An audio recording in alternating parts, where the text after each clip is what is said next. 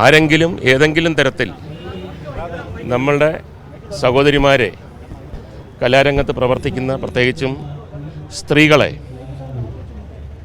ഏതെങ്കിലും തരത്തിൽ വിഷമിപ്പിക്കുകയോ അവരെ ദ്രോഹിക്കുകയോ ചെയ്തിട്ടുണ്ടെങ്കിൽ തീർച്ചയായിട്ടും അവർ നിയമത്തിൻ്റെ മുമ്പിൽ കൊണ്ടുവരണം. അതെല്ലാം ഞാൻ നേരത്തെ പറഞ്ഞു കഴിഞ്ഞു. പിന്നെ എന്നെ സംബന്ധിച്ച് പറയുകയാണെങ്കിൽ ഞാൻ ഒരു കലാകുടുംബത്തിലുള്ള ആളാണ്. എൻ്റെ അമ്മ ഉൾപ്പെടെ താഴോട്ട് ഇപ്പോൾ എൻ്റെ സഹോദരി ഇന്നലെ ഇറങ്ങിയ ഒരു സിനിമയിലും അഭിനയിച്ചിട്ടുണ്ട്, പാലും പഴവും. ഇനി പൊന്മാൻ എന്ന് പറഞ്ഞ ബേസിൽ ജോസഫിൻ്റെ ഒരു സിനിമയിൽ പ്രധാനപ്പെട്ട ഒരു വേഷം അഭിനയിക്കുകയാണ്. പിന്നെ എൻ്റെ സഹോദരിയുടെ മക്കളെല്ലാം വലിയ ഡയറക്ടർമാരാണ്. കുടുംബത്തിൽ തന്നെ ഒരുപാട് പേര് കലാരംഗത്തും നാടകരംഗത്തും സീരിയൽ രംഗത്തും ഒക്കെ പ്രവർത്തിക്കുന്നു. അപ്പോൾ അവർക്ക് പണ്ടൊക്കെ ഏതെങ്കിലും ഒരു പെൺകുട്ടി കുടുംബത്തിൽ നിന്നും ഇങ്ങനെ കലാരംഗത്തേക്ക് പോയി കഴിഞ്ഞാൽ കൂടെ പോകാൻ അച്ഛനോ അമ്മയോ ആങ്ങളമാരൊക്കെ ഉണ്ടാവും. വാൽ നക്ഷത്രം എന്നാണ് പറയുന്നത്.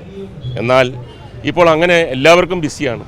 അപ്പോൾ പെൺകുട്ടികൾ, സ്ത്രീകൾ കലാരംഗത്ത് പോയി അഭിമാനത്തോടെ അന്തസ്സോടെയും ജോലി ചെയ്ത് കുടുംബത്തെ പോറ്റാനും പേരും പ്രശസ്തിയൊക്കെ ഉണ്ടാക്കാനുമുള്ള ഒരു സാഹചര്യം ഏറ്റവും നല്ല രീതിയിൽ ഉണ്ടാകണം എന്ന് ആഗ്രഹിക്കുന്ന ഒരാൾ തന്നെയാണ്. അതിനകത്ത് യാതൊരു സംശയവുമില്ല.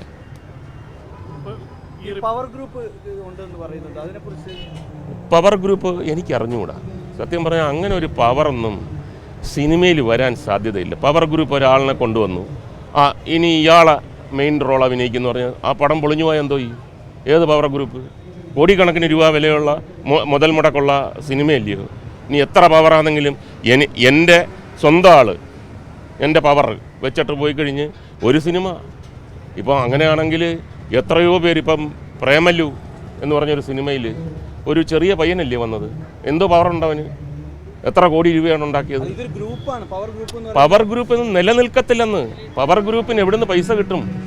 അവർ കൊണ്ടുവരുന്ന പവർ അനുസരിച്ചുള്ള ആൾക്കാർ വിജയിപ്പിച്ചില്ലെങ്കിൽ, സംവിധായകനായിട്ട് അഭിനേതാവായിട്ട് വിജയിപ്പിച്ചില്ലെങ്കിൽ അത് എനിക്ക് എത്ര ആയിട്ട് മനസ്സിലാവുന്നില്ല. പിന്നെ എന്നെ സംബന്ധിച്ച് പറയുകയാണെങ്കിൽ കഴിഞ്ഞ കുറേ കാലമായിട്ട്, തുടക്കകാലത്തൊക്കെ ഇപ്പോൾ ഒരുപാട് സിനിമയിലൊക്കെ അഭിനയിച്ചിട്ടുണ്ട്. പിന്നീട് ഒരു കാലം കഴിഞ്ഞപ്പോൾ എനിക്ക് പറ്റിയ റോളുകൾ എന്നെ തേടി വരികയാണ്. അപ്പോൾ ഞാൻ അവരുടെ അടുത്ത് പറയാം, എനിക്കിങ്ങനെ ഒരു സമയക്കുറവുണ്ട് MLA ആയതുകൊണ്ടെന്ന് പറയുമ്പോൾ പല ആൾക്കാരും, എല്ലാവരും ഒന്നല്ല, പല ആൾക്കാരും പറഞ്ഞിട്ടുണ്ട് അങ്ങനെയാണെങ്കിൽ ഞങ്ങൾ ഈ സിനിമ എടുക്കുന്നില്ല, നിങ്ങൾ മുകേഷ് ചേട്ടൻ എടുത്തില്ലെങ്കിൽ ഈ റോള് പിന്നെ നമുക്ക് പറ്റുന്നില്ല, ഞങ്ങൾ അതനുസരിച്ച് എഴുതിപ്പോയി എന്നൊക്കെ പറയുന്ന അതിനകത്ത് പവർ ഗ്രൂപ്പിൻ്റെ മേളിലായിരിക്കും ചിലപ്പം. അപ്പോൾ അങ്ങനെ ആരെങ്കിലും ഇല്ലാതാക്കാനൊന്നും ഉണ്ടാക്കി കൊണ്ടുവരാനും ഒന്നും പറ്റത്തില്ല. എല്ലാം കഴിവിൻ്റെ അടിസ്ഥാനത്തിലാണെന്നാണ് ഞാൻ വിശ്വസിക്കുന്നത്.